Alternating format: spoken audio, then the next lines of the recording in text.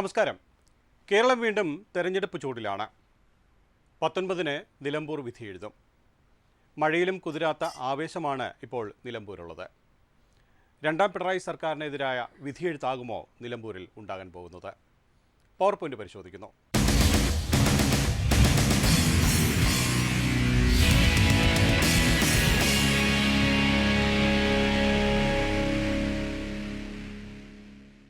ഈ വിഷയത്തിൽ കോൺഗ്രസ് നേതാവ് അഡ്വക്കേറ്റ് മഞ്ചവിളാകം ജയൻ, BJP നേതാവ് ശ്രീ നന്ദു, ഇടതുപക്ഷ നേതാവ് അഡ്വക്കേറ്റ് സതീഷ് വസന്ത് എന്നിവർ പവർ പോയിന്റിനൊപ്പം ചേരുന്നു. 3 പേർക്കും പവർ പോയിന്റിലേക്ക് സ്വാഗതം.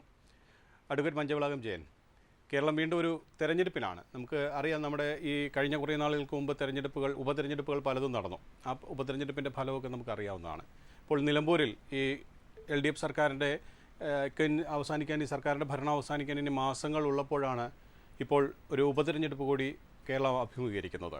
അപ്പോൾ നിലമ്പൂരിൽ തെരഞ്ഞെടുപ്പ് നടക്കുമ്പോൾ അതിന് പ്രത്യേകതകൾ ഏറെയുണ്ട്. ഈ തെരഞ്ഞെടുപ്പ് പ്രഖ്യാപിക്കുന്ന വേളയിൽ തന്നെ UDF-ലെ കോൺഗ്രസിലെ പ്രധാനപ്പെട്ട നേതാക്കളെല്ലാം പറഞ്ഞത് ഒരു സെമി ഫൈനലാണ്. പ്രത്യേകിച്ചും ഇപ്പോൾ ഈ ദുർഭരണത്തിനെതിരായ ഒരു വിധിയെഴുത്ത് ആകും നിലമ്പൂരിൽ ഉണ്ടാകുക എന്നൊക്കെയാണ് UDF വിലയിരുത്തത്. സ്ഥാനാർത്ഥി പ്രഖ്യാപനമൊക്കെ കഴിഞ്ഞ് തെരഞ്ഞെടുപ്പ് പ്രചരണത്തിൻ്റെ നല്ല ആവേശത്തിൽ തന്നെയാണ് ഇപ്പോൾ UDF ക്യാമ്പ് മുന്നോട്ട് പോയിക്കൊണ്ടിരിക്കുന്നത്. LDF-ൻ്റെ സ്ഥാനാർത്ഥിയെ പ്രഖ്യാപിച്ചു. അപ്പോൾ അതുകൊണ്ട് തന്നെ ആ തെരഞ്ഞെടുപ്പിൻ്റെ ഒരു ആവേശം കൂടി വരുന്നൊരു സാഹചര്യം കൂടിയുണ്ട്. അപ്പോൾ ഈ ഒരു തെരഞ്ഞെടുപ്പിൻ്റെ പ്രത്യേകത എത്രത്തോളം ഉണ്ട് എന്നുള്ളതാണ് താങ്കൾ കരുതുന്നത്?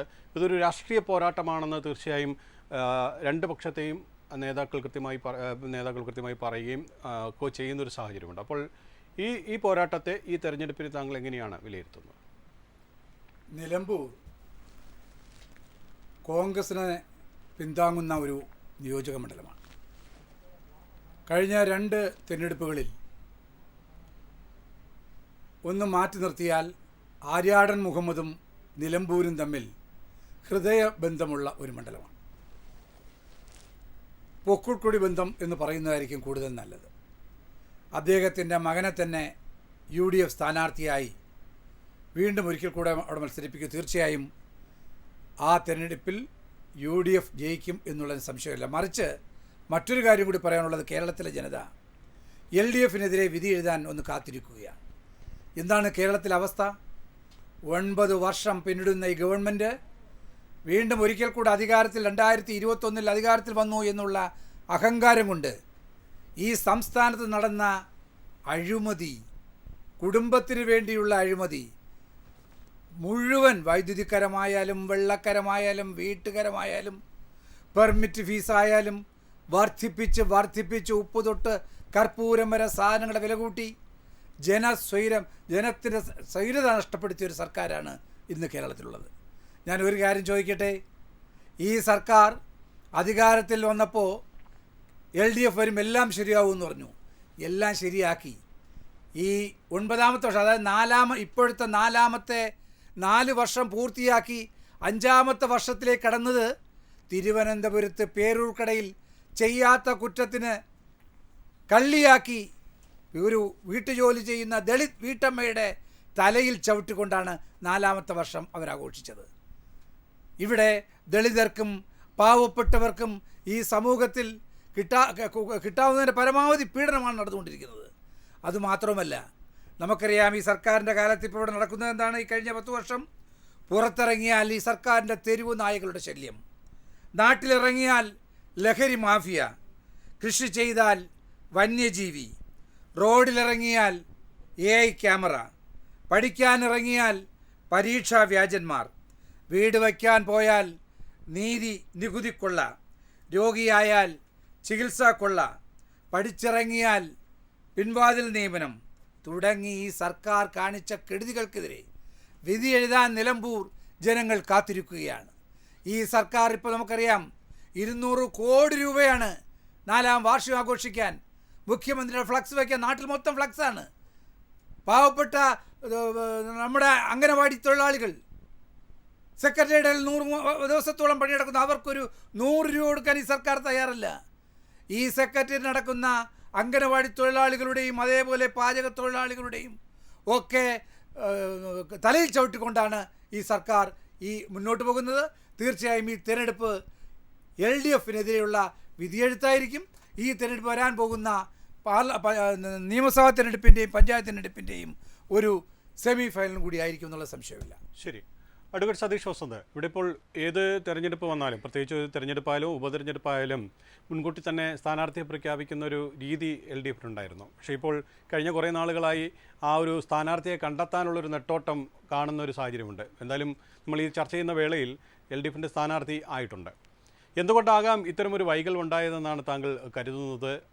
ഒരുപാട് ആൾക്കാരുടെ പിറകെ സഞ്ചരിച്ച് അവിടെ ഒന്നും ആ ഒരു വിജയം കാണാത്തതിൻ്റെ സാഹചര്യത്തിലാണോ ഇപ്പോൾ ഇങ്ങനെ ഏറ്റവും ഒടുവിൽ പാർട്ടി സ്ഥാനാർത്ഥിയെ തന്നെ മത്സരിപ്പിക്കാമെന്നൊരു തീരുമാനത്തിലേക്ക് വന്നത്? അല്ല, എൻ്റെ ജോയ് നായരെ, എൽ ഡി എഫിൻ്റെ അതുപോലെ തന്നെ CPMൻ്റെ സംസ്ഥാന സെക്രട്ടറി ഗോവിന്ദ മാസ്റ്റർ പറഞ്ഞു, നമ്മൾ ഒരാഴ്ചയ്ക്കകം, ഇപ്പം തിരഞ്ഞെടുപ്പ് പ്രഖ്യാപനം ഉണ്ടായി, അത് ഒരാഴ്ചയ്ക്കകം നമ്മൾ സ്ഥാനാർത്ഥിയെ പ്രഖ്യാപിക്കുന്നു. നമുക്കെവിടെ ഓടേണ്ടി വന്നത്? എവിടെയെങ്കിലും ഓടേണ്ടി വന്നു? നോക്ക്, എന്തെല്ലാം പറഞ്ഞു ഈ സ്ഥാനാർത്ഥി പ്രഖ്യാപിക്കുമ്പോൾ തന്നെ എന്തെല്ലാം കാര്യങ്ങളാണ് പറഞ്ഞത്. യൂത്ത് കോൺഗ്രസിൻ്റെ സംസ്ഥാന പ്രസിഡന്റ് പറഞ്ഞത് അദ്ദേഹം OLX-ൽ നോക്കണം തെരഞ്ഞെടുപ്പ് സ്ഥാനാർത്ഥിയെ പ്രഖ്യാപിക്കുകയായിരുന്നു. ബഹുമാനപ്പെട്ട K മുരളീധരൻ പറഞ്ഞതെന്ന് വെച്ചാൽ ഇന്ത്യൻ മെഡിക്കൽ IMA എടുത്ത് ചോദിച്ചുകൊണ്ടിരിക്കുന്ന ഏത് ഡോക്ടറെ ഇവിടെ ഇറക്കണമെന്ന്. നോക്ക്, അത്രയ്ക്ക് ഒരു ഗതികേട് ഉണ്ടോ ഇവിടെ LDF-ന്? ഇപ്പോൾ എങ്ങനെയാണ് വന്നിരിക്കുന്നത്? ബഹുമാനപ്പെട്ട സംസ്ഥാന സെക്രട്ടേറിയറ്റ് മെമ്പറായ സ്വരാജല്ലേ നമുക്ക് ഇത് സ്ഥാനാർത്ഥിയായിട്ട് വന്നിരിക്കുന്നത്. അദ്ദേഹം നിലമ്പൂരിലെ നാട്ടുകാരനല്ലേ? അദ്ദേഹം മത്സരിക്കുന്നത് നേരത്തെ പറഞ്ഞെന്തായിരുന്നു, ഇവിടെ സ്ഥാനാർത്ഥി LDF CPM-ന് ചിഹ്നത്തിൽ മത്സരിക്കാൻ ആളില്ലാന്ന്. നോക്കൂ, ചിഹ്നത്തിൽ മത്സരിക്കാൻ ആളില്ലാത്തതുകൊണ്ടാണ് CPM-ൻ്റെ അരിവാൾ ചുറ്റി എന്ന ക്ഷേത്രത്തിൽ മത്സരിക്കുന്ന സ്വരാജ് വന്നിരിക്കുന്നത്. അപ്പോൾ ഈ UDF-ൻ്റെ ഒരു കാര്യം എന്ന് പറയുന്നത്, ആര്യാടൻ മുഹമ്മദിനെ പിറ്റേ ദിവസം പ്രഖ്യാപിച്ചു എന്ന് പറഞ്ഞുകൊണ്ട് മറ്റുള്ള സ്ഥാനാർത്ഥിയെ മോശം എന്നുള്ള രീതിയിലാണ് പറഞ്ഞത്. നമുക്ക് നിലമ്പൂർ എന്ന് പറയുന്നത് LDF-ൻ്റെ കോട്ടയാണ്. ബഹുമാനപ്പെട്ട നമ്മളെ കോൺഗ്രസിൻ്റെ മഞ്ചവളാകം പറയുന്ന കേട്ടു, അത് UDF സീറ്റ് എങ്ങനെയാണ്? നേരത്തെ ആരാണ് എന്ന് അഡ്വക്കേറ്റ് സതീഷ് വസന്ത് എങ്ങനെ ഉറപ്പിക്കാൻ കഴിയും? കാരണം അവിടെ CPM പാർട്ടി ചിഹ്നത്തിൽ മത്സരിച്ചത് 58 വർഷങ്ങൾക്ക് മുമ്പാണ്. അതിനുശേഷം സ്വതന്ത്രന്മാരെ കൊണ്ടുവന്ന പല തന്ത്രങ്ങളും പയറ്റിയാണ് ഈ വിജയം നേടിയെടുത്തത്. എന്ത് കാരണങ്ങൾ കൊണ്ട് താങ്കൾ അത് അങ്ങനെ കണക്കാക്കുന്നു? അല്ല, ഞാനൊരു തിരഞ്ഞെടുപ്പ് തന്ത്രങ്ങൾ വരുമ്പോഴത്തേക്ക് ഹംസ എങ്ങനെയാണ് അവിടെ മത്സരിച്ചത്? അത് LDF-ൻ്റെ സ്ഥാനാർത്ഥിയായിരുന്നില്ലേ? ബഹുമാനപ്പെട്ട അൻവർ എങ്ങനെയാണ് 9 വർഷം കൊണ്ട് അവിടെ ഇതായിരുന്നത്?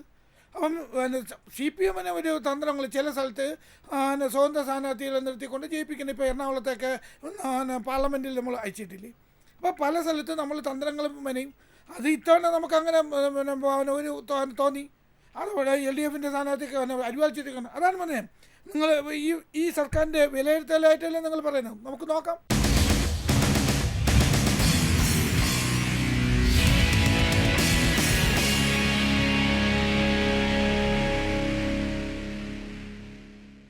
ഇപ്പോഴത്തെ രാഷ്ട്രീയ പ്രാധാന്യം എത്രത്തോളം, തെരഞ്ഞെടുപ്പിൻ്റെ രാഷ്ട്രീയ പ്രാധാന്യം എത്രത്തോളം ഉണ്ടെന്നാണ് നന്ദുവിൻ്റെ വിലയിരുത്തൽ? പ്രത്യേകിച്ചും ഈ സമയം നമ്മൾ ഈ ചർച്ച ചെയ്യുന്ന സമയത്ത് പോലും അവിടെ NDAക്ക് BJPക്ക് ഒരു സ്ഥാനാർത്ഥി വന്നിട്ടില്ല. അതുമായി ബന്ധപ്പെട്ട് ചില സംശയങ്ങളും അതൊക്കെ എപ്പോഴും ഉണ്ടാകുമോ ഇല്ലയോ എന്നുള്ള കാര്യം നമ്മൾ ഒരു പക്ഷേ ഈ പവർ പോയിൻ്റ് സംപ്രേഷണം ചെയ്യുന്ന സമയത്ത് ചിലപ്പോൾ ഉണ്ടാകാതിരിക്കാം. എങ്കിൽ കൂടിയും നിലവിലെ BJP ഈ തെരഞ്ഞെടുപ്പിനെ എങ്ങനെയാണ് നോക്കിക്കാണുന്നത്?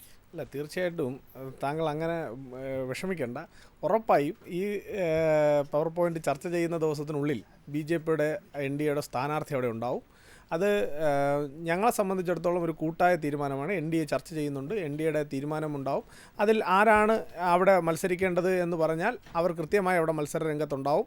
ആ മത്സരം കേരളത്തിലെ 2 മുന്നണികളെയും കൃത്യമായി രാഷ്ട്രീയമായി ജനങ്ങളുടെ മുൻപിൽ അവതരിപ്പിച്ച് അവരുടെ രാഷ്ട്രീയ പോരായ്മകളും അവർ കഴിഞ്ഞ കാലങ്ങളിലും കഴിഞ്ഞ 9 വർഷത്തെയും അതുപോലെ തന്നെ കഴിഞ്ഞ പതിറ്റാണ്ടുകളായി കേരളത്തിന് നഷ്ടപ്പെട്ടിട്ടുള്ള കേരളത്തിൻ്റെ വികസനത്തിന്, കേരളത്തിൻ്റെ അടിസ്ഥാന സൗകര്യ വികസനത്തിൽ ഒക്കെ കേരളത്തിനുണ്ടായിട്ടുള്ള നഷ്ടങ്ങൾ കേരളത്തിൽ ഈ 2 രാഷ്ട്രീയ പാർട്ടികളും നടത്തുന്ന രാഷ്ട്രീയ മുന്നണികളും നടത്തുന്ന ഒരു സ്വജനപക്ഷപാത അഴിമതി രാഷ്ട്രീയത്തെ തുറന്നു കാട്ടിക്കൊണ്ടുള്ള ഒരു രാഷ്ട്രീയ പ്രചരണം നിലമ്പൂരിലുണ്ടാവും. ആ രാഷ്ട്രീയ പ്രചരണത്തെ കൃത്യമായി തന്നെ ജനങ്ങളുടെ മുൻപാകെ വളരെ നല്ല രീതിയിൽ അവതരിപ്പിക്കാൻ ഭാരതീയ ജനതാ പാർട്ടി മുൻപന്തിയിൽ നിന്നുകൊണ്ട് തന്നെ ആ പ്രവർത്തനം ഏറ്റെടുക്കും എന്നുള്ള കാര്യത്തിലൊന്നും നിങ്ങൾക്ക് തർക്കം വേണ്ട.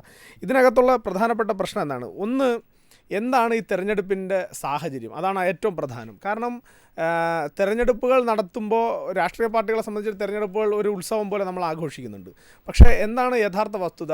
ജനങ്ങളുടെ നികുതി പണത്തിൽ നിന്ന് വലിയൊരു എമൗണ്ട് മാറ്റി വെച്ചുകൊണ്ടാണ് ഈ ഇലക്ഷനുകളെല്ലാം നടക്കുന്നത്.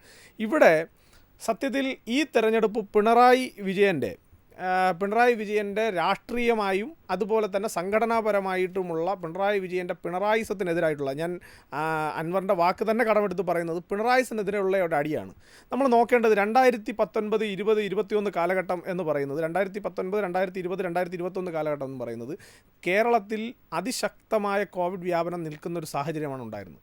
ആ സമയത്ത് ഇന്ന് CPM ഊറ്റം കൊള്ളുന്ന, അല്ലെങ്കിൽ ഇന്ന് CPM തള്ളിപ്പറയുന്ന കറിവേപ്പില എന്ന് പറയുന്ന ഈ PV അൻവർ നിലമ്പൂരിലെ തിരഞ്ഞെടുക്കപ്പെട്ട ജനപ്രതിനിധിയാണ്. അദ്ദേഹത്തെ കാണുവാനില്ല എന്ന് മുഖ്യധാരാ പത്രങ്ങളും മുഖ്യധാരാ മാധ്യമങ്ങളും റിപ്പോർട്ട് ചെയ്യുന്നൊരു സാഹചര്യം ഉണ്ടായി. അപ്പോഴന്വേഷിക്കുമ്പോഴാണ് അദ്ദേഹം 42,000 കോടി രൂപയുടെ ഒരു ഖനി ലേലത്തിനെടുത്ത് അവിടെ ഖനിപ്രവർത്തനങ്ങളുമായി നടക്കുന്ന ഒരു സുന്ദരൻ ഫോട്ടോ അദ്ദേഹം പോസ്റ്റ് ചെയ്തുകൊണ്ട് ഞാൻ ഇവിടെ തന്നെ ഉണ്ട് എന്ന് പറഞ്ഞു. ഞാൻ ചോദിക്കുന്നത്, ഒരു MLA എന്നുള്ള നിലയിൽ തൻ്റെ നാട്ടിലെ തൻ്റെ വോട്ടർമാർ ഇത്രയും ദുർഘടമായൊരു സാഹചര്യത്തിലൂടെ കടന്നു പോകുമ്പോൾ അവരെ ഒന്ന് ആശ്വസിപ്പിക്കാൻ, അവർക്ക് വേണ്ട ആവശ്യങ്ങൾ നടത്തി കൊടുക്കാൻ അവരുടെ ഇടയിൽ നിന്ന് പ്രവർത്തിക്കേണ്ട ഒരു പൊതുപ്രവർത്തകൻ തൻ്റെ രാഷ്ട്രീയമായ ലാഭം, അവിടെയും സ്വർണ്ണഖനിയാണ്, മറ്റ് ചില കാര്യങ്ങൾ കൂടി ഇതിനകത്ത് കണക്ട് ചെയ്യാം, പക്ഷേ ഞാൻ അതിന് മുതിരുന്നില്ല. പക്ഷേ അങ്ങനെയുള്ള ഒരാളെ എന്തിനാണ് 2021 ഇവർ മത്സരിപ്പിച്ചത് എന്നുള്ളതാണ് ആദ്യത്തെ ചോദ്യം. അങ്ങനെ ജനങ്ങൾക്ക് ഒരു ഗുണവുമില്ലാത്ത ഒരാളെ കൊണ്ടുവന്ന് 2021 പിണറായി വിജയൻ നേതൃത്വം കൊടുത്ത് ഞാൻ ഇന്നും ഓർക്കുന്നുണ്ട്, അന്ന് ഈ 2020-21 കാലഘട്ടത്തിൽ ഈ അൻവറിനെതിരെ ഉണ്ടായിട്ടുള്ള എല്ലാ തരത്തിലുള്ള രാഷ്ട്രീയമായിട്ടുള്ള ആരോപണങ്ങളെയും പ്രതിരോധിക്കാൻ മുന്നിൽ നിന്നയാൾ സഖാവ് പിണറായി വിജയനും പിണറായി വിജയൻ്റെ പാർട്ടിയുമാണ്. അങ്ങനെ മുന്നിൽ നിന്ന് CPM കവചമൊരുക്കി കൊടുത്ത്, പിണറായി വിജയൻ കവചമൊരുക്കി കൊടുത്ത് വളർത്തിക്കൊണ്ടുവന്ന് 2021 വീണ്ടും LDFൻ്റെ സ്വതന്ത്ര സ്ഥാനാർത്ഥിയായി മത്സരിപ്പിച്ചെടുത്ത ഒരാൾ ഇന്ന് 4 വർഷം കഴിയുമ്പോൾ പിണറായി വിജയനെക്കുറിച്ച് പറയുന്നത് അയാളൊരു പെരുങ്കള്ളനാണ്, ഒരു ചായക്കട നടത്താൻ പോലും കെൽപ്പില്ലാത്തയാളാണ്, അയാൾ സ്വർണ്ണക്കടത്തുകാരുടെ ഏജൻ്റാണ്, അയാൾ ഈ നാട്ടിൽ പോലീസിനെ ഉപയോഗിച്ചുകൊണ്ട് നടത്തുന്നത് ചാരവൃത്തിയാണ് എന്നുൾപ്പെടെ പറയുന്ന തരത്തിൽ വലിയ രീതിയിലുള്ള പിണറായി വിജയനെതിരെയുള്ള ആരോപണം, അത് പൊളിറ്റിക്കലി കേരളത്തിലെ ജനങ്ങളുടെ മുൻപാകെ അത് ഞാൻ പറഞ്ഞെങ്കിൽ, BJP-കാരനായ നന്ദു പറഞ്ഞെങ്കിൽ അതിന് ഒരു കൗണ്ടർ പാർട്ട് പറയാനുണ്ട്, കോൺഗ്രസ്സുകാർ പറഞ്ഞാലും അതിനൊരു പക്ഷേ കഴിഞ്ഞ 21 ആരെയാണോ പിണറായി വിജയൻ സഖാവ് പ്രൊട്ടക്റ്റ് ചെയ്ത് കൊണ്ടുവന്ന് അയാൾ തൊഴിലെടുത്ത് അധ്വാനിച്ച് ജീവിക്കുന്നതിൽ നിങ്ങൾക്ക് കണ്ണുകടി ഉണ്ടോ എന്ന് പ്രതിപക്ഷത്തെ നോക്കിയും ഈ നാട്ടിലെ ജനങ്ങളെ നോക്കിയും ചോദിച്ച ഒരാൾ സ്വാഭാവികമായി 4 വർഷം കഴിയുമ്പോൾ 2021 കഴിഞ്ഞ് 2025 വരുമ്പോൾ അദ്ദേഹം തന്നെ പറയുകയാണ് ഇയാളൊരു പെരുങ്കള്ളനാണ്, ഒരു ചായക്കട നടത്താൻ പോലും കഴിവില്ലാത്തവനാണ് പിണറായി വിജയൻ എന്ന് അൻവർ പറയുമ്പോൾ രാഷ്ട്രീയമായി മറുപടി പറയേണ്ടി വരുന്നത് അവിടെ CPM ആണ്. CPM അവിടെ കൃത്യമായ രാഷ്ട്രീയം പറയേണ്ടി വരും. ഞങ്ങളെ സംബന്ധിച്ചിടത്തോളം കഴിഞ്ഞ 9 വർഷത്തെ CPMൻ്റെ ദുർഭരണം, ആ ദുർഭരണത്തെ കൃത്യമായി കേരളത്തിൻ്റെ പൊതുസമൂഹത്തിൻ്റെ മുൻപിൽ അടയാളപ്പെടുത്താൻ കിട്ടിയിട്ടുള്ളൊരു അവസരമാണ്. അത് കൃത്യമായി തന്നെ അത് അടയാളപ്പെടുത്തിയിരിക്കുമെന്നുള്ള കാര്യത്തിൽ തർക്കമില്ല. ഇപ്പോൾ അഡ്വക്കേറ്റ് സതീഷ് വസന്ത് പറഞ്ഞ കാര്യം, അദ്ദേഹം പറഞ്ഞതുപോലെ തന്നെ പ്രധാനപ്പെട്ട മുതിർന്ന നേതാക്കളെല്ലാം അവകാശപ്പെടുന്ന ഈ സർക്കാരിൻ്റെ വിലയിരുത്തലാകും. നമുക്കറിയാം, കഴിഞ്ഞ കുറച്ച് ദിവസങ്ങൾക്ക് മുമ്പാണ് ഈ 4ാം വാർഷികമൊക്കെ കെങ്കേമമായി കോടികൾ ചെലവഴിച്ചുകൊണ്ട് സർക്കാർ കൊണ്ടാടിയത്. ഇപ്പോൾ ആ നേതാക്കൾ തന്നെ ഇന്നലെ മുഖ്യമന്ത്രി തന്നെ വാർത്താ സമ്മേളനത്തിൽ മറ്റുമൊക്കെ ചൂണ്ടിക്കാട്ടുന്നത് സർക്കാരിൻ്റെ വിലയിരുത്തലാകും, സർക്കാർ ചെയ്ത വികസന പ്രവർത്തനങ്ങളുടെ ഒരു വിലയിരുത്തലാകും നിലമ്പൂരിലെ ജനങ്ങൾ നടത്തുക എന്നുള്ളതാണ്. അപ്പോൾ ആ ഒരു കോൺഫിഡൻസോട് കൂടിയാണ് LDF അവിടെ മത്സരിക്കാൻ ഇറങ്ങുന്നതെന്നാണ് നേതാക്കൾ ചൂണ്ടിക്കാട്ടുന്നത്. നോക്കൂ, സതീഷ് വസന്ത് പറഞ്ഞു ഈ ഭരണത്തിൻ്റെ വിധിയെഴുത്താകുമെന്ന്. എന്നാൽ ഇന്ന് നമ്മുടെ പാർട്ടി സെക്രട്ടറിയുടെ ഒരു പത്രസമ്മേളനം ഉണ്ടായിരുന്നു. 2 ദിവസം മുമ്പ് ഞാൻ നേരിട്ട് TV-യിൽ നിന്ന് കണ്ടതാണ്. അദ്ദേഹത്തിനോട് പത്രക്കാർ ചോദിച്ചു, ഈ ഭരണത്തിൻ്റെ വിധിയെഴുത്താകുമോ? അപ്പോൾ അദ്ദേഹം ഒരു പുച്ഛമായി ചിരിച്ചിട്ട് പറഞ്ഞു, നിങ്ങൾക്ക് എന്ത് വേണം എഴുതിക്കോളൂ, വിധിയെഴുത്താകുമെന്ന് അദ്ദേഹം ഉറപ്പിച്ച് പറയുന്നില്ല, ഇന്നും പറയുന്നില്ല. അപ്പോൾ അദ്ദേഹം തിരിച്ചു ചോദിക്കുകയാണ്, എന്താ നിങ്ങൾക്ക് വിധിയെഴുത്താണെന്ന് അങ്ങനെ എഴുതാം, അല്ലെങ്കിൽ അങ്ങനെ എഴുതാം, എന്താ അദ്ദേഹം മടിക്കുന്നത്? ഇത് ഭരണത്തിൻ്റെ വിധിയെഴുത്താണ് എന്ന് ഒറ്റ വാക്കിൽ പറയാൻ പാർട്ടി സെക്രട്ടറി തയ്യാറാകുന്നില്ല. അല്ലെങ്കിൽ നിങ്ങൾ TV-യിലെ പഴയ ഏരിയെടുത്ത് നോക്കുക, ഇത് ഭരണത്തിൻ്റെ വിധിയെഴുത്താവും, അതിന് യാതൊരു സംശയം വേണ്ട, അത് മടിച്ചു നിൽക്കേണ്ട കാര്യമില്ല. പാർട്ടി സെക്രട്ടറിക്ക് തന്നെ സംശയമായിരിക്കുന്നു. പിന്നെ ഞാൻ ഒരു കാര്യം പറയാം, ഈ സർക്കാർ കഴിഞ്ഞ 9 വർഷത്തെ ഒരു അവലോകനം, ഇവിടെ പ്രോഗ്രസ് കാർഡാണ് ഇവിടെ അവതരിപ്പിച്ചത്. എന്ത് പ്രോഗ്രസ് കാർഡാണ്? രാജ്യത്തെ പ്രോഗ്രസ് കാർഡ് അവതരിപ്പിച്ച ഏത് സംസ്ഥാനം? ഞങ്ങൾ പറയാം. നോക്കൂ, കർണാടകയിൽ ഇപ്പോൾ ഒരു ഗവൺമെൻറ് ഉണ്ട്. ഇവിടെ 5 വർഷം തികഞ്ഞപ്പോൾ ഒരു പ്രോഗ്രസ് കാർഡ്, ആ പ്രോഗ്രസ് കാർഡേ അവ്യക്തമാണ്, പാസ് മാർക്ക് പോലും ഇല്ലാത്തൊരു പ്രോഗ്രസ് കാർഡാണ്. ഞാൻ ഒരു കാര്യം സതീഷ് വസന്തിനോട് പറയാൻ ആഗ്രഹിക്കുന്നു. 2 വർഷം പൂർത്തിയാക്കിയ കർണാടക ഗവൺമെൻറ് അവിടെ സമർപ്പണേ സങ്കല്പെന്ന 2ാം വർഷം തികയുന്ന ഇതേ മെയ് 20-ാം തീയതി ഇവിടുത്തെ 5 വർഷം തികയുന്ന അതേ മെയ് 20-ന് സമർപ്പണേ സങ്കല്പം എന്ന പേരിട്ടിരിക്കുന്ന ചടങ്ങിൽ വെച്ച് 1 ലക്ഷം കുടുംബങ്ങൾക്ക് പട്ടയത്തിൻ്റെ ഡോക്യുമെൻറ്റ്സ് കൈമാറി. ഗൃഹജ്യോതി എന്ന് പറയുന്ന പരിപാടിയിൽ 200 യൂണിറ്റുകൾക്ക് സൗജന്യ വൈദ്യുതി നടപ്പിലാക്കി.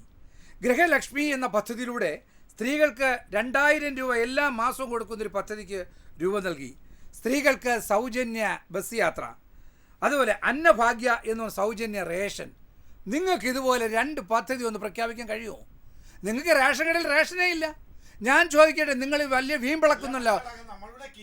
ഞാൻ ഒരൊറ്റ ചോദ്യം ചോദിക്കുന്നു. സംസ്ഥാനത്ത് റേഷൻ കട അടച്ചിട്ടൊരു കാലം ഇതിനു മുമ്പുണ്ടായിട്ടുള്ള സതീഷ് വസന്ത്, താങ്കൾക്ക് അവസരം കിട്ടുമ്പോൾ പറയണം. റേഷൻ കട അടച്ച ഒരു അവസ്ഥ ഉണ്ടാ. നിങ്ങൾ നിലമ്പൂർ ഏത് പ്രോഗ്രസ് കാർഡാ ഞാൻ ചോദിക്കുന്നത്? ഇവിടെ പിണറായി, ഇവിടെ പിന്നെ പ്രോഗ്രസ് കാർഡ്. റേഷൻ കട അടച്ചിട്ടിരുന്നു, സമരക്കാരുടെ സമരം തുറക്കില്ലായിരുന്നു. അതേപോലെ സാധനങ്ങളില്ല. നിങ്ങൾക്ക് പറയുമ്പം പറയാം, യാഥാർത്ഥ്യങ്ങളിലേക്ക് കടക്കൂ. 2016 ഉമ്മൻചാണ്ടി ഗവൺമെൻറ് അധികാരം ഒഴിയപ്പോൾ ഇവിടുത്തെ പൊതു കടം എത്രയായിരുന്നു? 1.56 ലക്ഷമായിരുന്നു. ഇപ്പോൾ എന്തായെന്ന് നിലമ്പൂരിൽ പറയണ്ടേ? 10 കൊല്ലം കഴിയുമ്പോൾ 6 ലക്ഷം കോടി രൂപയാണ്. ഇത് 10 വർഷത്തിൽ 6 ലക്ഷം കോടിയാണ് പൊതുകടം. അതുപോലെ ഇന്ന് ആശുപത്രികളിൽ ഉമ്മൻചാണ്ടി ഗവൺമെൻറ് കാലത്തൊക്കെ എല്ലാ രോഗിക്കും മരുന്ന് കിട്ടുന്ന അവസരം ഉണ്ടായിരുന്നു. ഇന്നില്ല. നിങ്ങൾ അതെല്ലാം ഇല്ലാതാക്കി. സപ്ലൈകോയിൽ സബ്സിഡി കിട്ടുന്ന ഐറ്റങ്ങളൊന്നുമില്ലാതായി. ഇനി ഒന്നുകൂടി പറയാം, ഉമ്മൻചാണ്ടി ഗവൺമെൻറ് കാലത്ത് ലാഭത്തിലായിരുന്ന KSEB ഇപ്പോൾ അതിൻ്റെ കടം എത്രയെന്ന് അറിയണ്ടേ? 45,000 കോടി രൂപയാണ്. നിങ്ങൾ 3 പ്രാവശ്യം വൈദ്യുതി ചാർജ് വർദ്ധിപ്പിച്ചില്ലേ? 2,500 കോടി രൂപ ബാധ്യതയോടെയാണ് 6-7 ക്ഷേമനിധികൾ ഇപ്പോൾ മുന്നോട്ട് പോകുന്നത്. അതുപോലെ കെട്ടിട നിർമ്മാണ ക്ഷേമനിധി ബോർഡിൽ ആനുകൂല്യങ്ങൾ നൽകിയിട്ട് 18 മാസമായി. പെൻഷൻ വീട്ടിലെത്തിക്കുന്ന കളക്ഷൻ ഏജൻറ്റുമാർ, അതേപോലെ പാചക തൊഴിലാളികൾ, അവർക്കൊന്നും വേതനം കൊടുക്കുന്നില്ല. ജൽജീവൻ പദ്ധതിയിൽ കോടികളാണ് കരാറുകാർക്ക് കൊടുക്കാനുള്ളത്. ജീവനക്കാർക്ക് DA ലീവ് സറണ്ടർ 65,000 കോടിയാണ്. ഇത് ചർച്ച ചെയ്യപ്പെടണ്ടേ?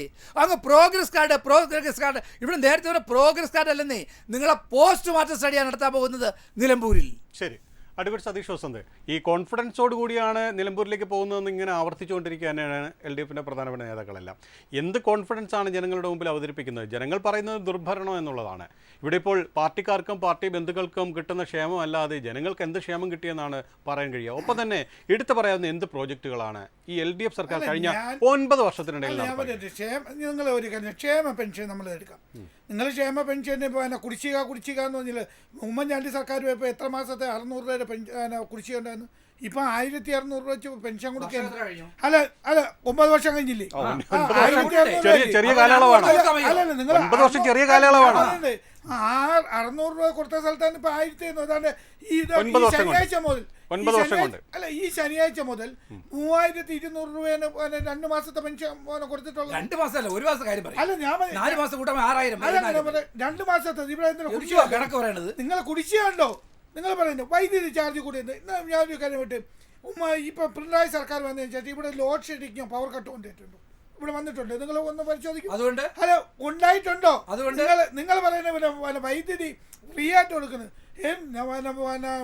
SC ST അതുപോലെ തന്നെ താഴെക്കടയിലെ ആളുകൾക്ക് 50 യൂണിറ്റ് വൈദ്യുതി ഫ്രീ ആണ്.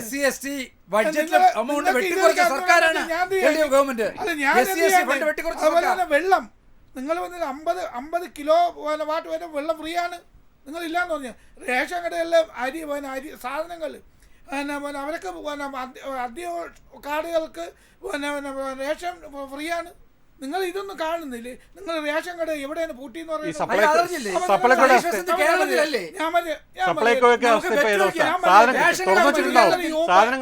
വേണ്ട 9 വർഷം കൊണ്ട് ട്രഷറി പൂട്ടിയിട്ടുണ്ടോ? ട്രഷറിക്ക് എന്തെങ്കിലും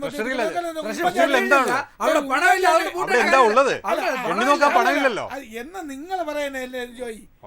എവിടെയാണ്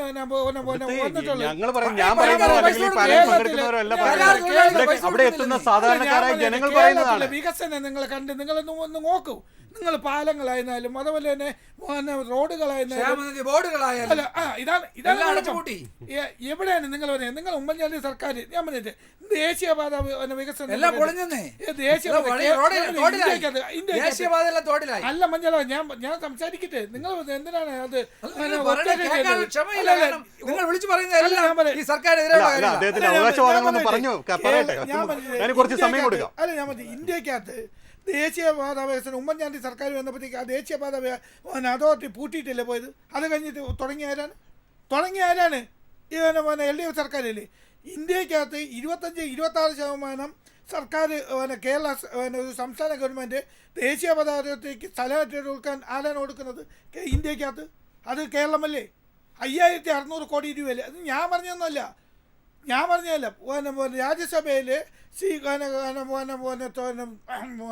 അവിടുത്തെ മന്ത്രി ഞാനത് പറഞ്ഞാണ്. ചോദിച്ചത് 5600 കോടി രൂപ ആനുകൂല്യങ്ങളെല്ലാം ഞങ്ങളുടേതാണെന്ന് വരുത്തിയിട്ട് ഞാൻ ഇപ്പോൾ എന്തെങ്കിലും ഇഷ്യൂ ഉണ്ടാവുമ്പോൾ ഇതൊന്നും ഞങ്ങളെ കണ്ടില്ല എന്ന് പറയുന്ന സാഹചര്യം കൂടെ ഒന്ന് പറഞ്ഞു. നിങ്ങൾ പറയുന്ന ദേശീയപാത അതോറിറ്റിയുടെ DPR ആരാണ് ചെയ്യുന്നത്? ആ കരാർ ആരാണ് കൊടുത്തിട്ടുള്ളത്? ഇതെല്ലാം കൊടുത്തിട്ടുള്ളത് നമ്മളെ സെൻട്രൽ ഗവൺമെന്റിൽ.